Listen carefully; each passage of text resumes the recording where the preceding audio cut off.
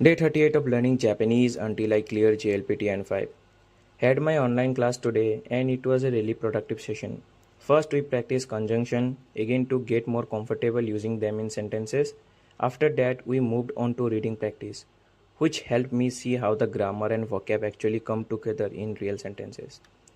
Today main focus was on sentence structure, how to introduce myself properly, saying which nationality I am, talking about which country I am from, describing what I am, student, teacher, etc.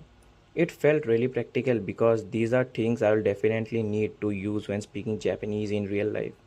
At the end, Sensei gave me homework and set up sentence which I need to replace word like gakusei, sensei and other to practice forming variation. It looks simple, but I know it will help me get used to quick thinking in Japanese. That's what for today. And yeah, don't forget to follow me to keep up with my Japanese journey and join my Discord server as well. Mata Ashita.